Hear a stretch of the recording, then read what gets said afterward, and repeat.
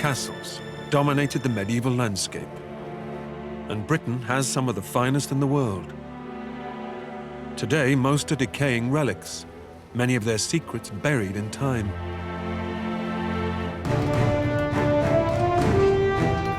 Now, historian Ruth Goodman and archaeologists Tom Pinfold and Peter Ginn are turning the clock back to relearn the secrets of the medieval castle builders. This is the ultimate in medieval technology. The origin of our castles is distinctly French, introduced to Britain at the time of the Norman conquest of 1066. 3, 2, 1, tirez! Here in the Burgundy region of France is Guédelon Castle, the world's biggest archaeological experiment.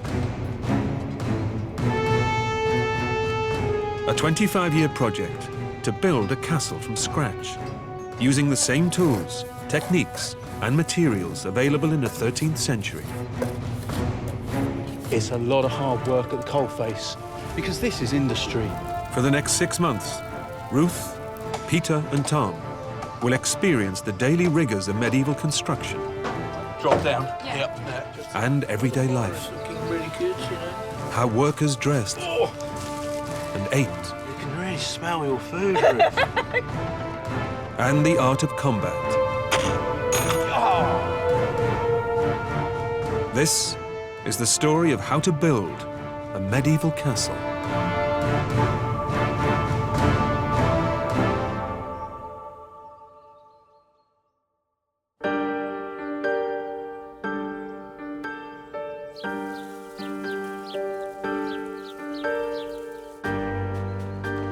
It's March. Tom, Ruth, and Peter have traveled to Saint-Fargeau, 100 miles south of Paris, where Guédelon Castle is being built. They're now 17 years into a 25-year project, and over the next few months, its most defining features, the towers, will take shape. It's just something else. Look at those things up there. Oh, my goodness. Makes you dizzy. The team are meeting members of Guédelon's workforce, Master Mason Florian Ranucci and Site Administrator Sarah Preston. This is amazing. Well, thank you so much for coming so far to see our castle in the making. I'd like to introduce you first of all to Florian.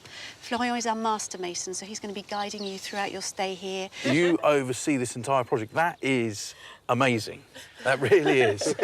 Well, it's really simple. I just have to know very well the castle. But you're almost like the puppet master. You have the people working in the quarry, the people working as masons, the carpenters. You've got to control everyone. Well, I prefer the image of a musical conductor. We have to be in the same time working. This is very important. The rhythm Find of a rhythm. with them. Yeah, the rhythm. So it's like music. Well, if you're the conductor and you've got the strings over there and the percussion over there and the timpani over there, I can play a triangle.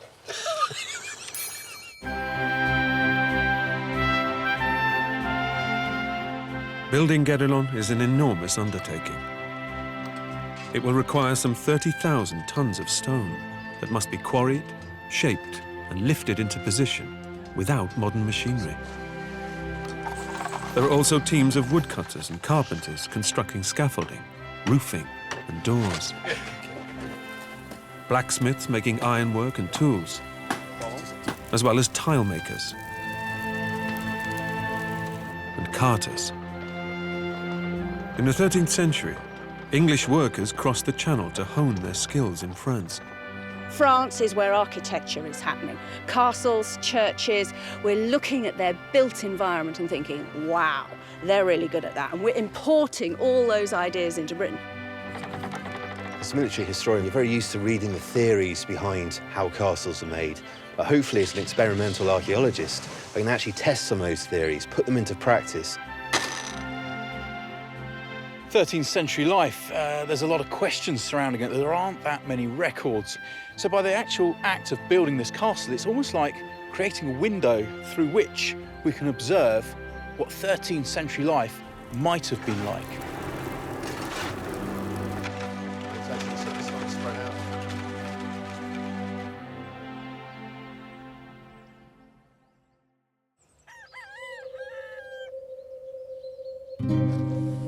Building a medieval castle began with a wooden model.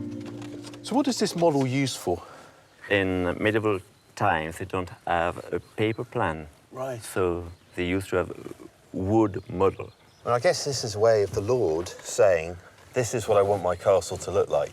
Yes, and the Lord, he can change things with the model. It's very easy for him. So I suppose a medieval building sites, like you have here, you can easily have over 100 masons. They all can look at this and know the angles they need to be doing and the wall that they're working on. Guédelon's design is typical of the 13th century. Many British castles, such as Harlech, Conway and Carnarvon, have a similar layout. Castles were not only for defense, they were a show of strength, a lord putting his stamp on the landscape. Inside the walls there were grand houses, with great halls, kitchens, and even chapels. A thick wall surrounded by a dry moat protects an inner courtyard, which itself is protected by 6 towers. Wow, this is the Great Tower. This is what Florian wants us to work on. When completed, the Great Tower will be almost 30 meters high, providing a lookout for approaching enemies. And with walls 4 meters thick, it's the castle's ultimate stronghold. So if we were the wall, If I stand here, I'm inside. you're inside. That's 4. I mean, that's massive. It just brings home how many tens of thousands of tons of stone will be in this castle when it's finished. Back then, the only way of transporting stone over land was using horse-drawn carts. Minimizing the distance it had to be moved was paramount. So, like many castles of the time, Guédelon is actually built in a quarry. In the quarry, we have the sandstone, the primary building fabric. We also have the sand and the water. That can be used to make the mortar. We have ochre, which again can be used to making pigments. We're on a clay lens here, and the clay can be used for firing tiles, roof tiles, floor tiles, and we're surrounded by forest, which is a source of timber. It's a source of fuel, so it can keep the blacksmiths going. Almost everything we need to build a castle is just a stone's throw away.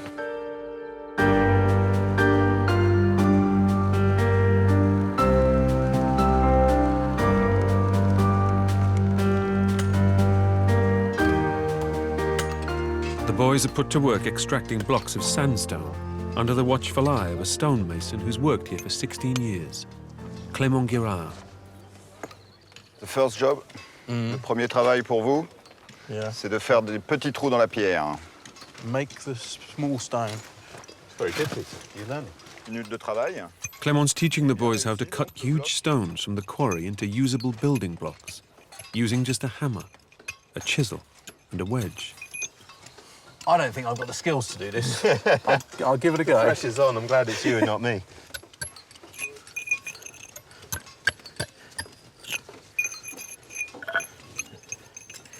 So making this hole to fit the wedge snugly.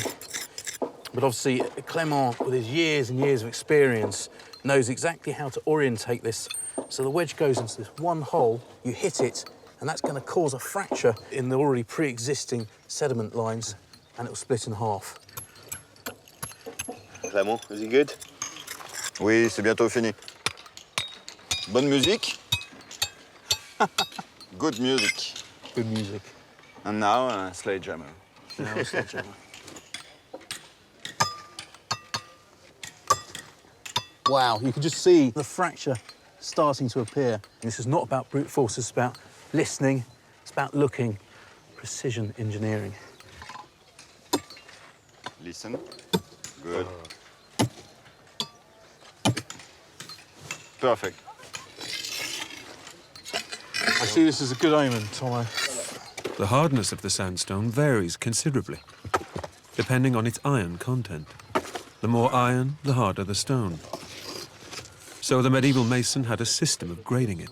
You've got 3 categories of stone here: the pith, the paff, and the puff. You've got the pith, this sort of black, high iron content sandstone, and that's used for the major load-bearing parts of the castle. The path, this more reddish sandstone, and the soft one, the puff, sort of very yellowy, crumbly sandstone. It's almost like we're shopping for stone, really, isn't it? We're coming out here, we're looking at the colours, and we can actually get what we want for the particular task we're about to do.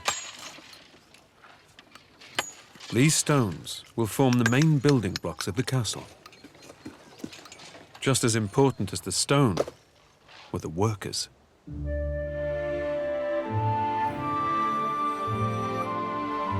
In the woods surrounding the castle, Ruth's setting up home.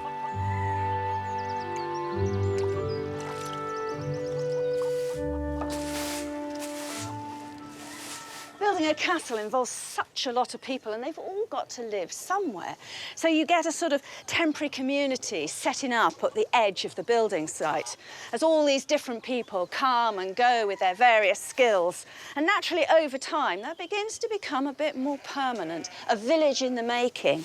Indeed, many villages right across Europe, in Britain as well as in France, can actually trace their origin to being camps for workers on a building site. This small hovel is typical of a worker's home on a medieval building site. The workers' cottages somewhere like this were always going to be thrown up in a hurry and fairly sort of basic. But then so were those of most 13th century people. And this is our everything. This is all there is. Here is our kitchen, our living room, our sleeping quarters, just this one single space.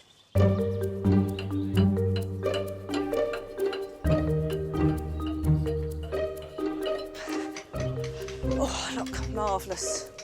Off-cut limestone, this will do perfect. The centrepiece of every medieval home was the fireplace. The fire was not just used for cooking, it also provided heat and light. In grand houses, obviously, they sort of like cobbled this whole area. But we know from lots of archaeological digs that ordinary houses, it's just a patch on the ground. And also, I use a couple of bigger stones to balance pots on a bit.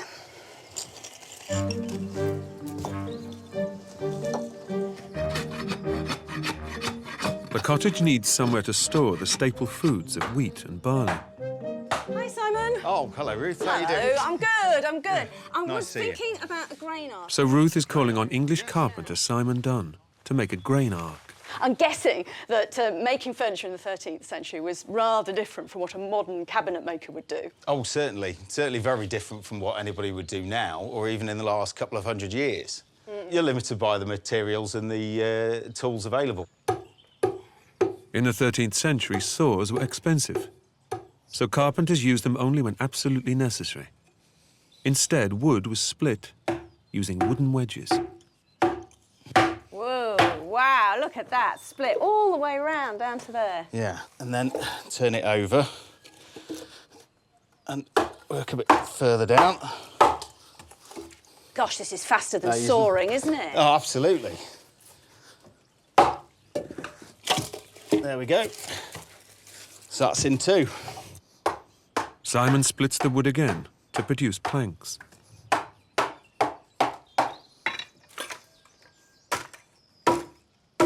So that's, you know, I mean, that piece particularly is a really good piece of plank. Yeah, it's pretty flat. You can work with it. And that's a couple of minutes. I mean, I hate to think how long that would take to have sawn. The rough planks must now be smoothed off. This is a side axe. It's just ground on one edge, so it's flat on the other. So you can just trim up the surface a bit.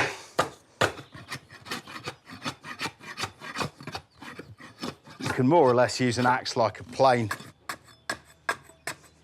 Once all the planks are made, the ark is assembled without nails or glue. Pegs, your basic thing for joining furniture together. So instead of nails? Is pegs instead of nails, yes.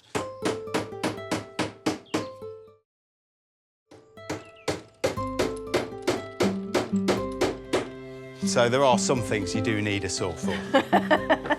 So we'll just cut the pegs off to size. Right.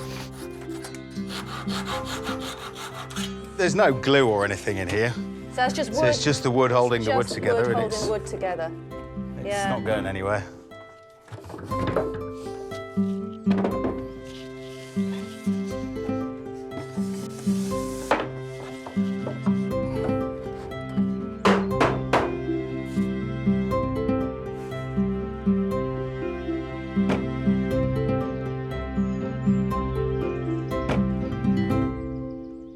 So, are you happy with that then? I'm happy with Is that it. going to do the job? It'll do the job. Home isn't home without a grain arc. Absolutely not.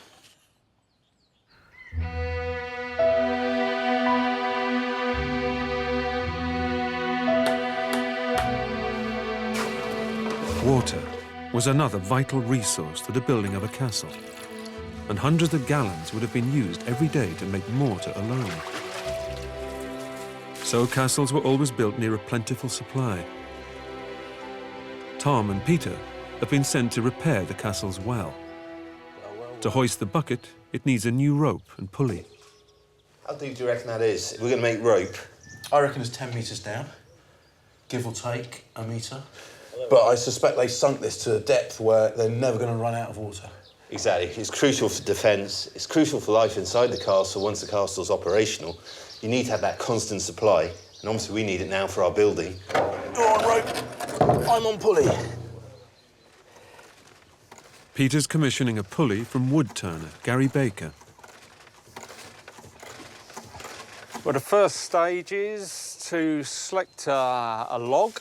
Yeah. And the pulley's going to be in this direction, OK? So you couldn't just cut a light section through a log and just do that as a pulley? That would never work. Really? The problem with the end grain, it shrinks at different levels and it's just going to split apart. Right. So we're going to follow the grain this way. We're just going to rough chop it.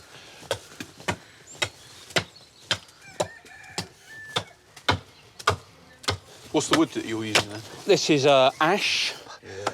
Ash is a very dry wood, and therefore when it dries, it doesn't move that much. It's not going to warp and crack.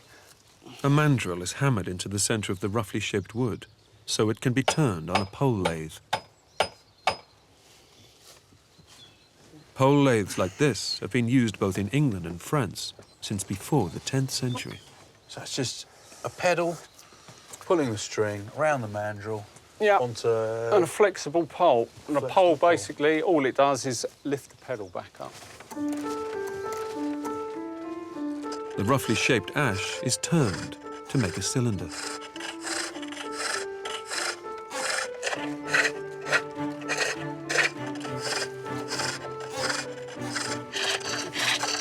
I have to say, watching you, that is really, really hypnotic.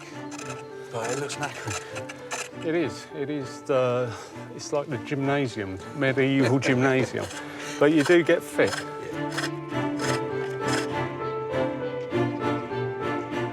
As well as a pulley, they'll need a rope for the well. Rope is essential on a medieval building site to lift loads and bind scaffolding. Tom's commissioning a rope for the well from the castle's rope maker, Yvan Héroard.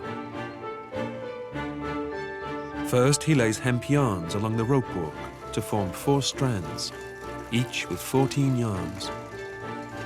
I can definitely see why this is called a rope walk. All we seem to do is walk up and down.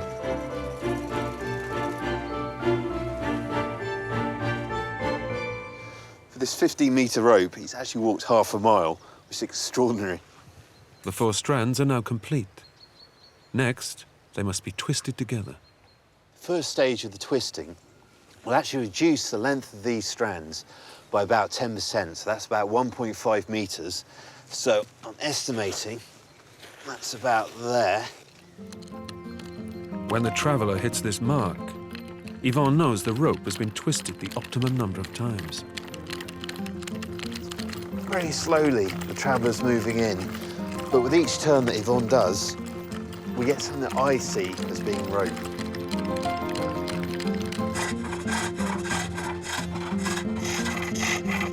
Gary's turning the cylinder into a pulley by cutting a groove in its rim.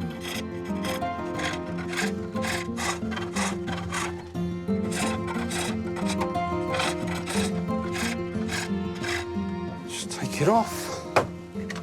There we go. It's so smooth and so fast. Stop! The yarns have been twisted to form strands. Then the strands are twisted in the opposite direction to form the finished rope.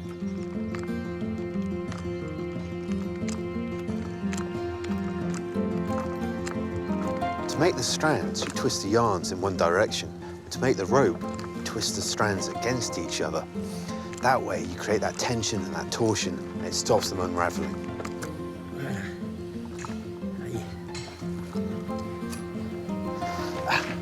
Merci beaucoup. C'est terminé. C'est parfait.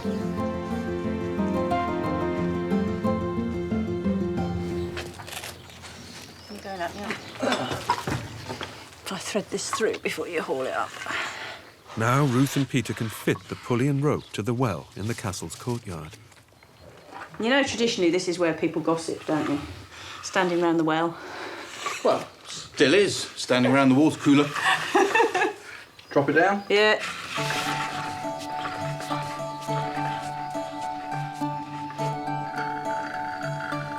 Long way down. Okay.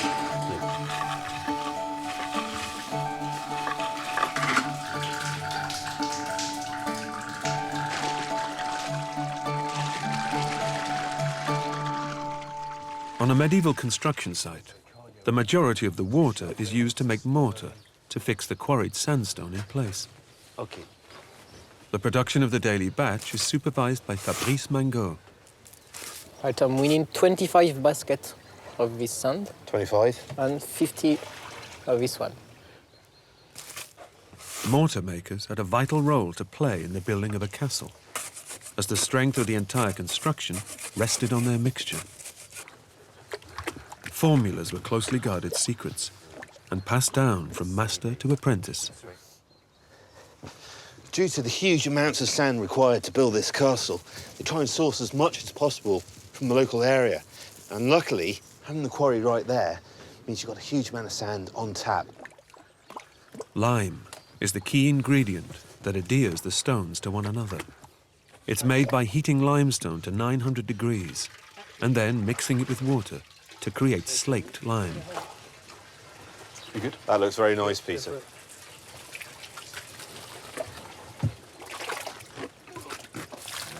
Right now, I think the experience is showing for the French guys. They're really putting me to shame.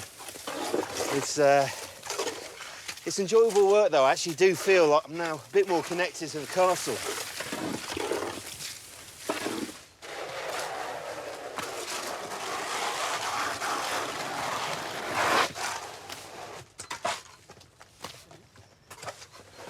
You like being clean, don't you? Well, to be honest, Peter, some of us just get on and work. And like you, who seems to roll around and every bit of building material you can. Suits you, though. It's just that natural magnetism. You can tell all that grey hair is actually lime mortar. Oh, dear. He's actually just stressed from working with you.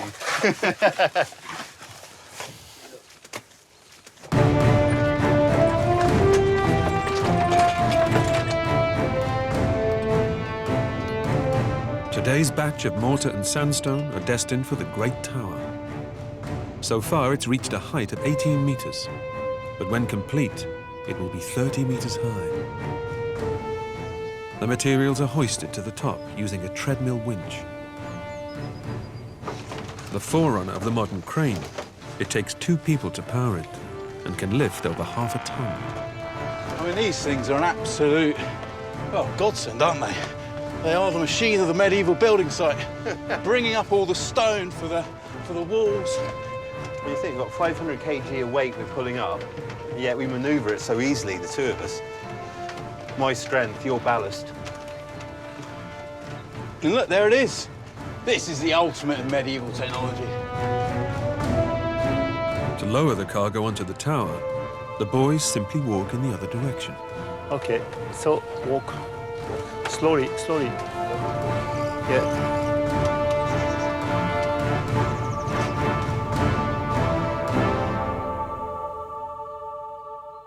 So this is our stone, the sandstone from the quarry, and it will be graded into 3 lots, isn't it? The pith, the path, the puff.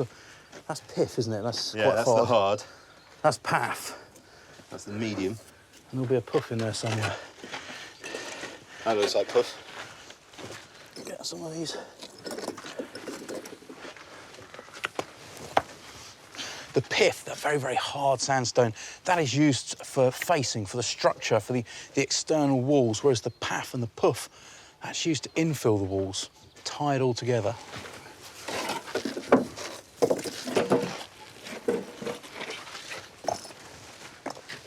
Philippe Delage began his career as a builder over 40 years ago. For the last 10 years, he's worked at Guédelon, where he's perfected his skills as a stonemason.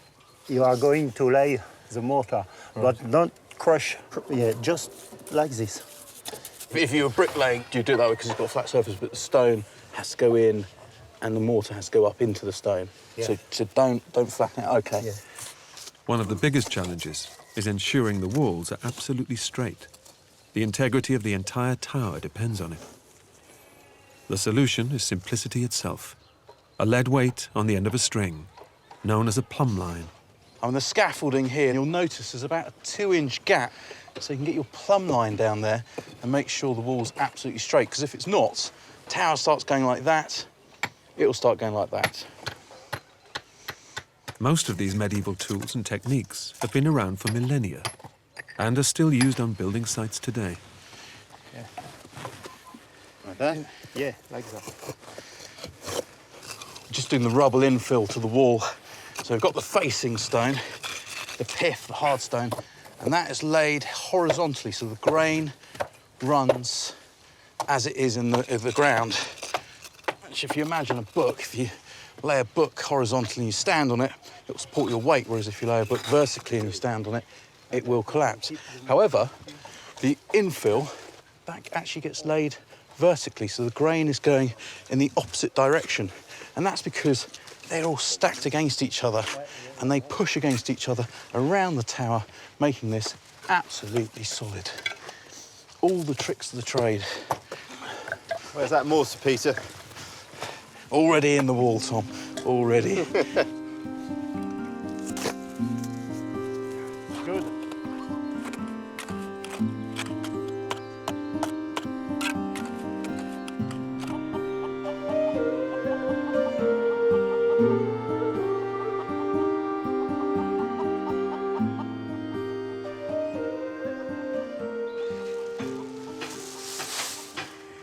Now these, I'm hoping, are the secret ingredient to transform what is, frankly, a muddy hole into somewhere comfy to live.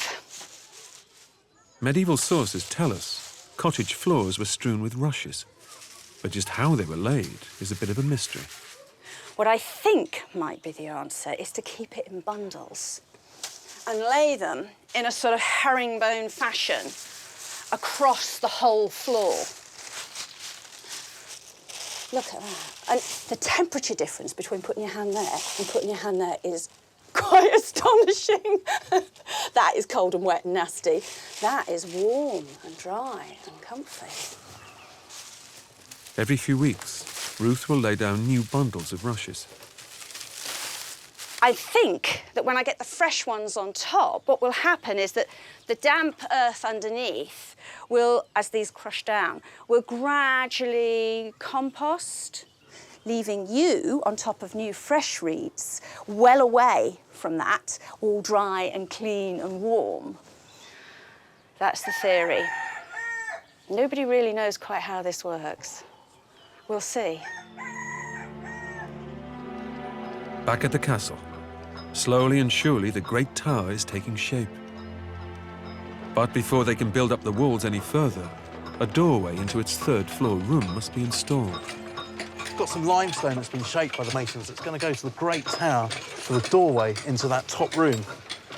We're just using this crane, as directed by Philippe. Using this simple lever system, One man can lift 4 times his own weight.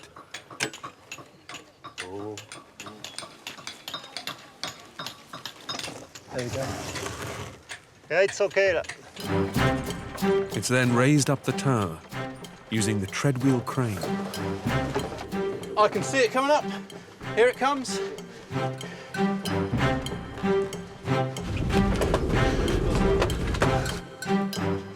It's okay. You can come. How do you find it, Peter? I'm as dizzy as you like.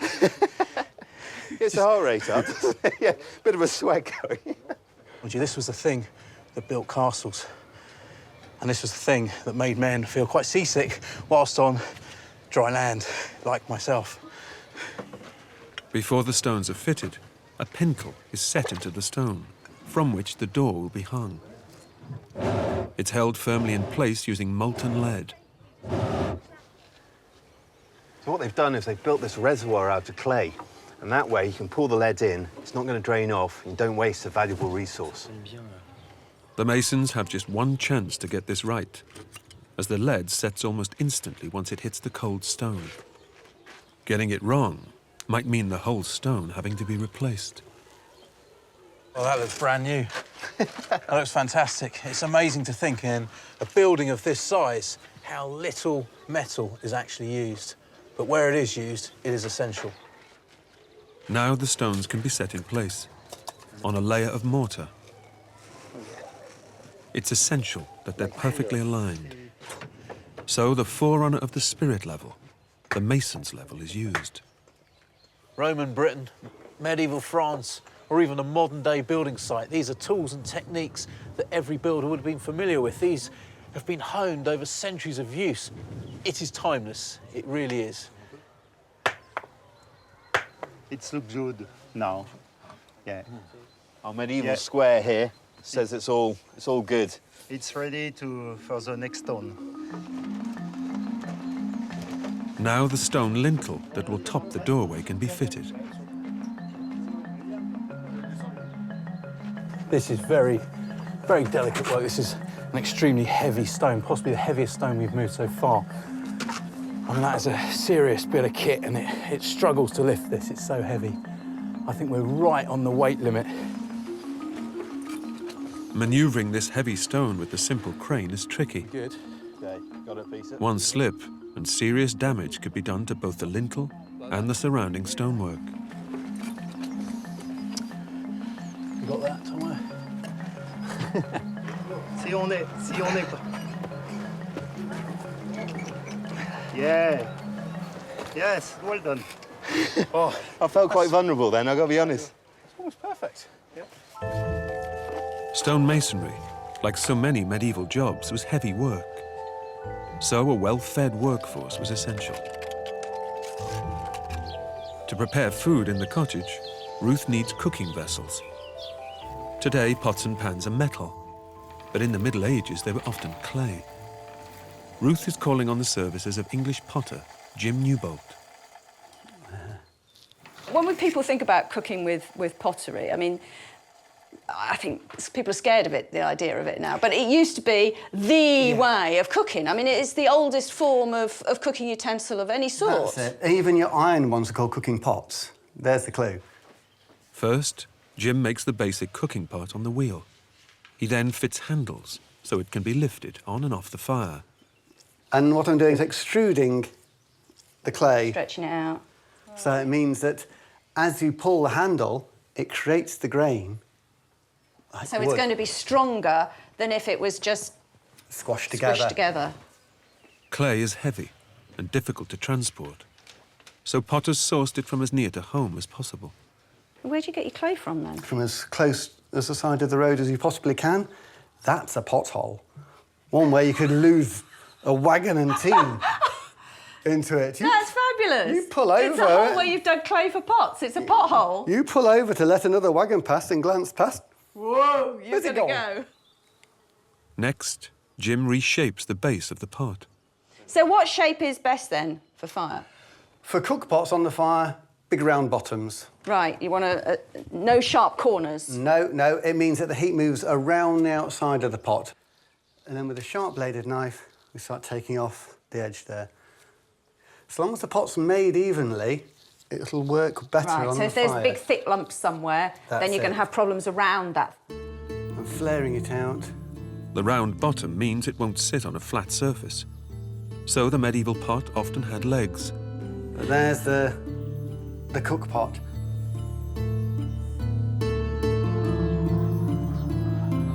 The hovel is now fully equipped and ready to sustain the workers. This is perhaps the most important thing in it. This is our larder, our fridge, our pantry, our food supply, a grain ark. Lovely, isn't that? There it is. This is the mainstay of our diet. This is our main food. It's the starch, the bulk, and it's also the source of any beer or ale we might drink. And the lid is not attached because it goes that way up and it becomes my dough trough when I need to make bread. It's really clever, isn't it? Simple. And then I've got all sorts of food supplies hanging about, and hanging is the operative word, because I don't want anything on the floor where mice and rats can get it. So hanging it either from the walls, like the vegetables in nets, or from the underside of the roof, keeps them safe away from all the crawling vermin. And the smoke, as it percolates its way out, keeps away flies.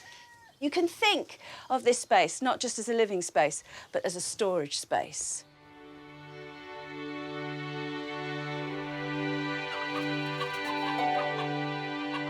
After a day's work, the boys have returned to put Ruth's experimental rush floor to the test.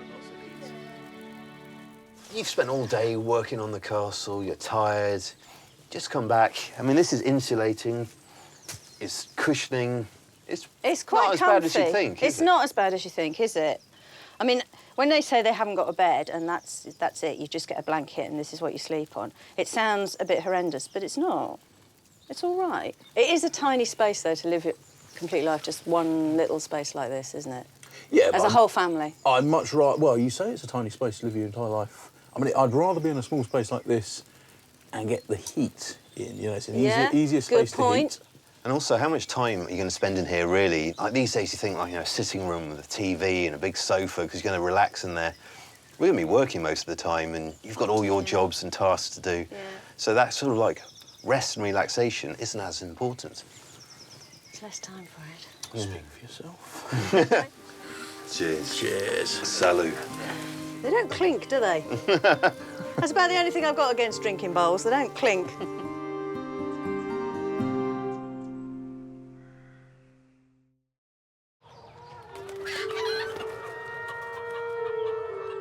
It's morning, and the team are getting ready for work. Knowing what ordinary medieval people wore is a challenge, but fortunately a few items of clothing have survived. Most useful garments were survived because they were actively kept, because they were the clothes of saints. They have been preserved in churches right across Europe. So this yellow dress that I'm wearing, this is something that has been derived from two early to mid 13th century saints. Saint Elizabeth from Germany and Saint Clare from Assisi in Italy. So it's loose, but can you see, look, there is quite a lot of shaping to it. You can see all these seams. It's made very particularly to make the cloth hang nicely, no matter what position your body's in. I have a belt. However, it's not to give you a waist, but it's all about creating an attractive drape of cloth. I tell you, it's the most comfy thing I've ever worn. It is faintly ridiculous, I think, that medieval underwear is as big as this. I think, obviously, for Tomo, that's probably an appropriate size, but both myself and Ruth could fit into these. Oh, they feel a bit like a pair of 1950s football shorts, although, in the light, vaguely see-through. And then we've just got the hose, single-legged hose at this stage. But this is very similar to kind of, I suppose, stockings and suspenders. However, if they were sewn onto the pants, pretty soon you'd have a pair of trousers and kind of see where the evolution of clothes comes from. Ruth's headwear is inspired by the medieval queen, Eleanor of Aquitaine. And as she got older, she decided that her chin was sagging a bit and she wasn't looking quite as lovely as she did. So she invented a barbette, which goes under the chin and onto the top of the head and pins there. And then with a barbette, you always wear a fillet. And this is fillet, it's just another band sewn into a circle. And you wear that almost crown-like on top. It's a very 13th century look. So that's it. My French look.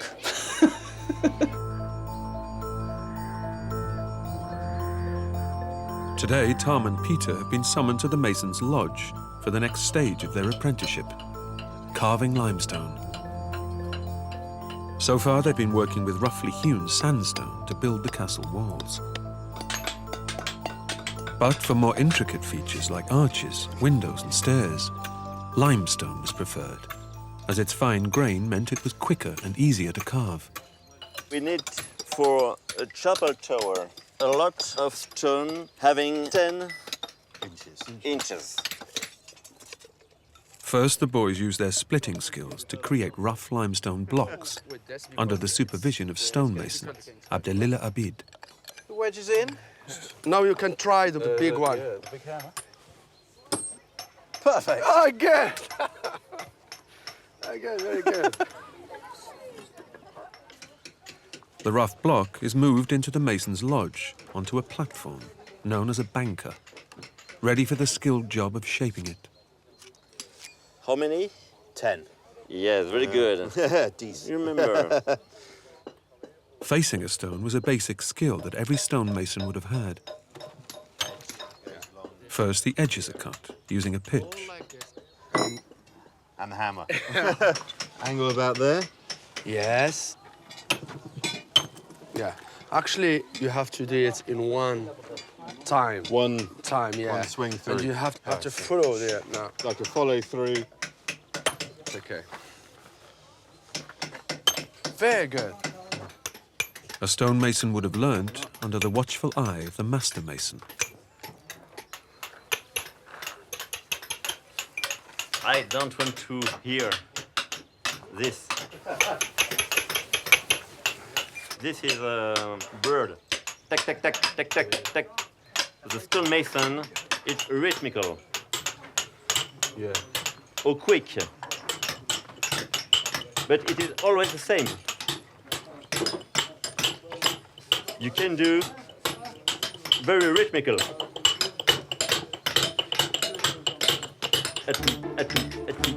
You only think the rhythmical music,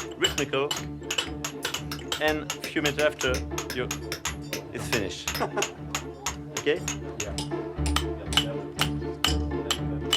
Stonemasons were paid per stone carved, so the quicker they worked, the more money they would earn.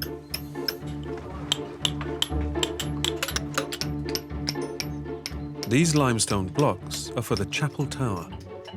This year, the team are hoping to build the walls up by 6 meters to complete the chapel room itself. In the 13th century, religion was central to daily life, and nearly all castles had a chapel. Here we are. Well, we are in this room. Yeah. And we have to draw the niche in the east part of the room, just in front of us. Yeah. So this drawing you have is very much a kind of stylised view, but now as the stonemason, you must precisely mark it out. Yes, exactly. We have now to transform imagination drawing in useful drawing. The niche is where the altar will be. Before any building is done, the walls must be marked out with absolute precision. Okay. This is continuing the curve of this wall. The altar niche must be in the east of the tower. So Florian is marking out the east-west axis using an ingenious medieval tool. I absolutely love this. It's a horn, we cut off the end. That's been tied to a piece of string, which is wound round an axle, and it is encased in ochre powder. I mean, the same ochre that we find in the quarry. When you pull the string up and snap it, it hits the ground, thus shedding the ochre and leaving an absolutely true straight line. And these, they've been around for millennia.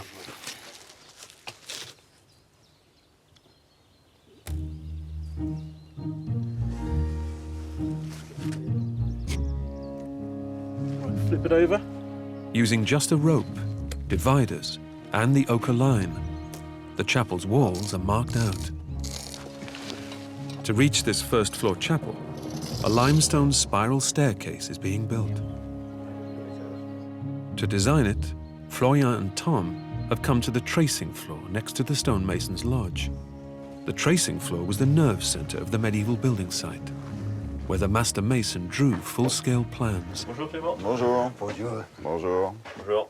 Using a compass, the circumference of the spiral staircase is drawn, actual size. This is an apprentice job. Always the apprentice, never the master. Florian and Clément are working out the central part of our staircase, and that will form the column that runs up, connecting all the stairs. And now we're going to draw 12 steps. For the medieval mason, geometry was the jewel in the crown of their art. Using just a compass, angles and shapes could be accurately drawn to within a degree, with perfect symmetry. Here, Florian divides the circle into 6 equal segments, which are then subdivided to create 12 steps. Now we have the steps. We can try the steps in the drawing first. I mean, this is a fantastic way to actually make sure, before you start cutting stone, wasting materials and time, that they work. You can see there, they're bigger than my foot length, so that's workable. Now we need to finish one step. Because all the steps are the same, Florian needs to make just one template. This is a precision job now. You mess this up, you're going to mess up your stone in the castle.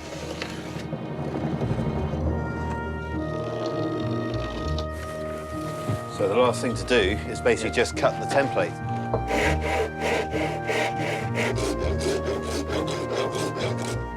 3. You're done for you. Thank you very much.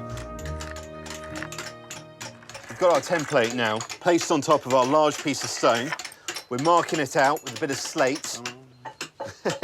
Magic. There it is. Now it's ready. Just cutting. Just cutting. 5, 10 minutes. 2 or 3 days. 2 or 3 days. You can hear how good quality this stone is by the ringing sound when Clément hits it.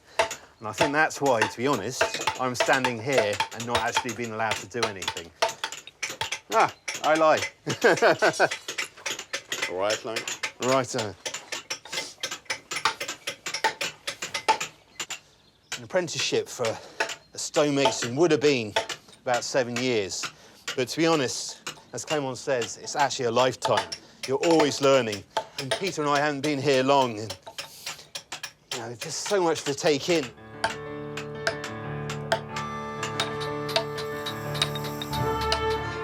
Carving stone takes its toll on the tools, and every day they must be sharpened by blacksmith Martin Claudel. Is it true at Gedlon, if there's no blacksmith here for 2 days, work stops? Yes, work stop, because we have to fix a lot of stone masonry tools. And if we don't do that, they can't work. First, the worn-down chisel is heated to 1,000 degrees to soften its tip. To reach this temperature, bellows blow air through the fire. I love these bellows. One goes up, the other one goes down. So it's constant airflow, isn't it?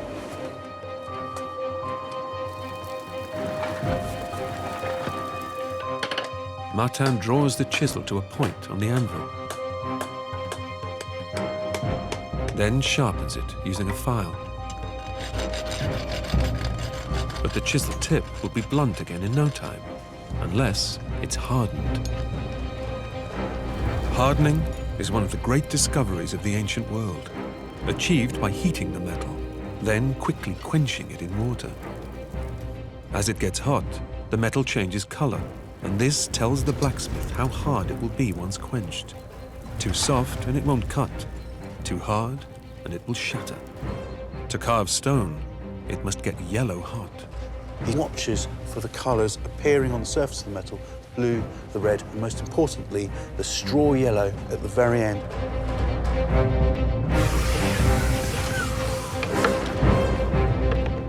Now it's ready for the masons.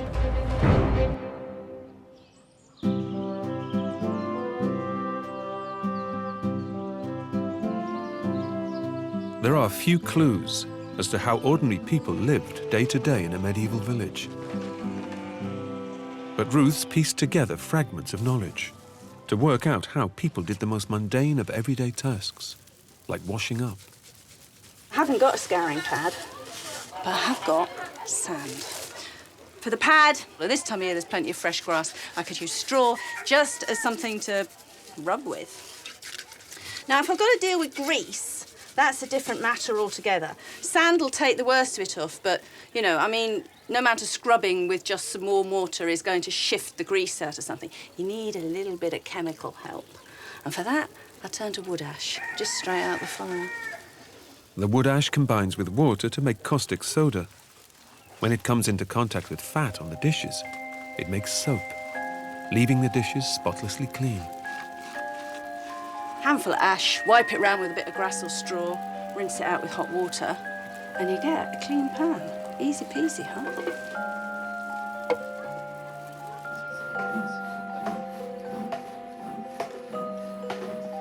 Knowing what peasants ate in the 13th century is also a challenge. But we do know what ingredients they had to hand. Ruth has come to the castle's garden to see what there is to harvest. Could really do with some TLC, this patch of garden. But nonetheless, a fair few things are starting to sprout through, which is a relief. So I've got parsley coming through here, and a number of other things that you might think of as weeds, and indeed they are weeds, but are edible. There's a lot of land cress with this little white flower on. So that's quite bitter in flavour. But, you know, anything to give a bit of bite.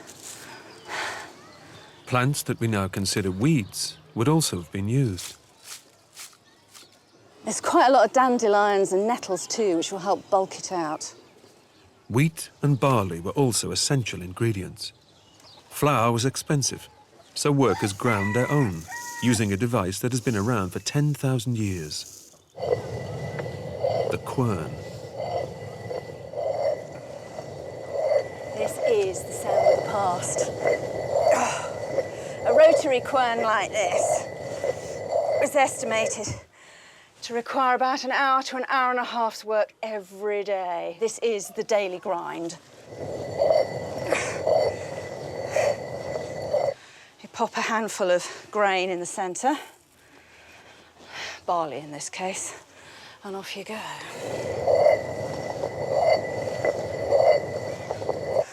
The posher you were, the more refined your food was.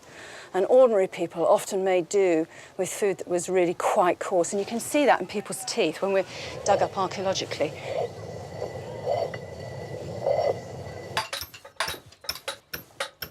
With the tools sharpened, Clement has put the finishing touches to the step. Now comes the delicate task of transporting it to the chapel.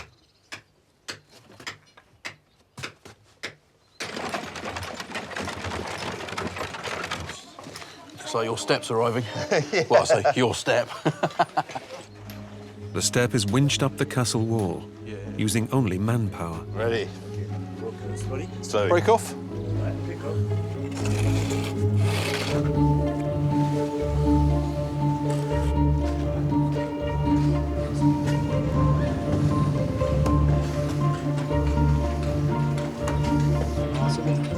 Once on top of the wall, it's moved up the tower using an inclined plane. One slip and the step could fall, wasting 3 days' work. What is it, Peter? Rolling. Be careful. Yeah. Don't move. Yeah. 3, 1, 2. These guys have been doing this for 15 years. So they know how to get things like this up here. But it's amazing what they can move without the use of what we call machines, but essentially the use of rollers, levers, inclined planes, pulleys, all made out of wood. Wood and stone working together, perfect harmony. Be like me and Tomo.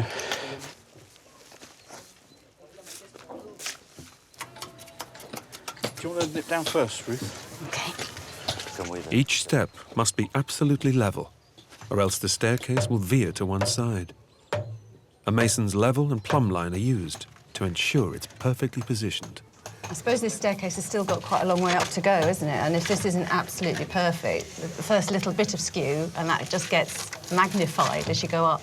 But carrying anything up here, or, God forbid, fighting your way up here, it'd be really difficult, wouldn't it? Yeah. Tomo's not stuck down there, is he? Wedged.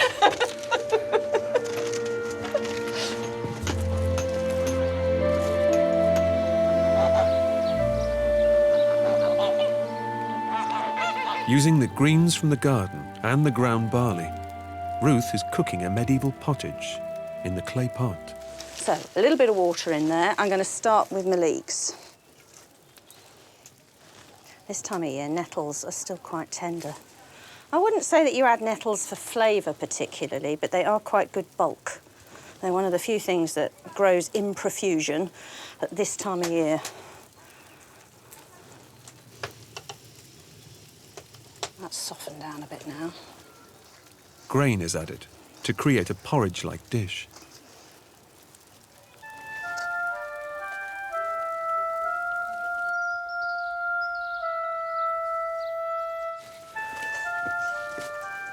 Hello, Ruth. Oh, you're back. How was it today? It's going very, very well. It's amazing how the whole thing is, it's all in two-dimensional layers. They're But then you like see, cuts a through. third dimension appear, such as the doorway that we've been working on, put the lintel on there. Suddenly, wow. Gives me a real feel, too, of just how much impact such places must have had on people. You know, if everybody's living in this sort of little tiny one-room, hearth in the centre, low building, and then there's that funking great thing up there, it's quite a shock to the system, really, isn't it? I mean, it makes a huge impact. Well, this is a period when these great, like, military buildings, religious buildings are starting to rise up and really make an impact on the landscape. The team are also getting used to the simple medieval food. This is a triumph. This is an absolute triumph. For barley and vegetables, it's not bad. You're a hungry man, you've been pounding all day at the stone, walking on the treadmill, anything is good to eat. It's not exactly easy either, grinding the darn stuff. I bet it's just as hard work as pounding away all day in the quarry. There's no easy jobs in the medieval age. No, there aren't, are there?